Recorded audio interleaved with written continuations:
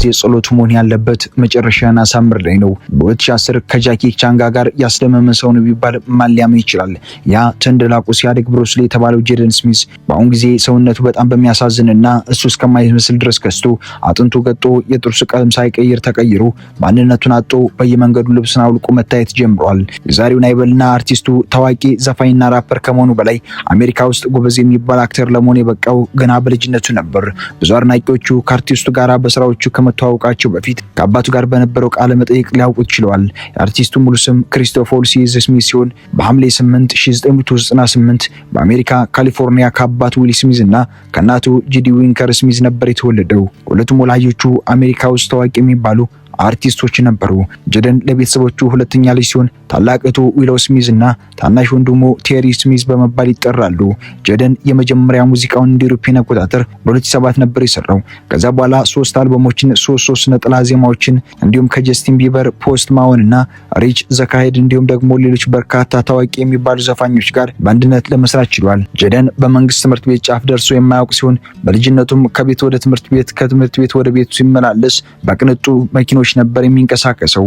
ቤተሰቦቹ የፊልም ሙያ ላይ ስለነበሩ ጄደን ወደዚህ ሙያ እንዲያዘነብል ከፍተኛ ፍላጎት ነበራቸው። በዚህም ገና በ6 ዓመቱ አባቱ ዘ ፐርሲት ኦፍ ሃፒነስ ወይም ደግሞ በአማርኛ አቻ ትርጉሙ ደስታን ማሳደድ ወይም መሻት የተሰኘ ፊልም ላይ እንዲሳተፍ አድርገው። ተዋናዩ በቃለ ምልልስ ላይ እንደተናገረው ወደ ኋላ መለስ ብዬ ሳስበው በልጥጥ ቤተሰብ ውስጥ ማደግ የጎድቶኛል፣ እኔ ህይወት በተለየ መንገድ ነው የምመለከታት ሲል ይደመጣል። ጄደን ከልጅነቱ ጀምሮ ብዙ የሶሻል ሚዲያ ላይ መታወቅና በሄደበት ሁሉ መከበብ ብዙ ምቾት የማይሰጠው ድንቅ ተዋናይ ነበር።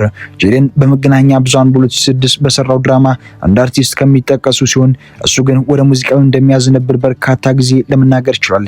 የሱ ሙዚቃ እንደ ጀስቲን ቢበር ዓለምን ባያደርስና የሙዚቆቹ ንጉስ ባይሆንም እንኳን እንደ ሲሬ በ2007 የተሰራው እንዲሁም ደግሞ ሲቲቪ3 ኩልቴፕ የተባለው እንደ አውሮፓውያን አቆጣጠር በ2020 በዩቲዩብ ላይ ከ200 ሚሊዮን በላይ እይታ ያስመዘገቡ የሂፕሆፕ ሙዚቃዎችን ሰርቷል። ፐርሲት ኦፍ ሃፒነስ በሚለው ሙቪ ኤምቲቪ ሙቪ አዋርድ፣ ቤቲ አዋርድ ተብሎ በሚጠራው ያንግስተርስ አዋርድ ፎር ካራቴ ኪድ በሚለውና በ2010 በሰራው ያንግ አርቲስት አዋርድ እና ሌሎች ሽልማቶችን ገና በወጣትነቱ ለመጎናጸፍ በቅቷል።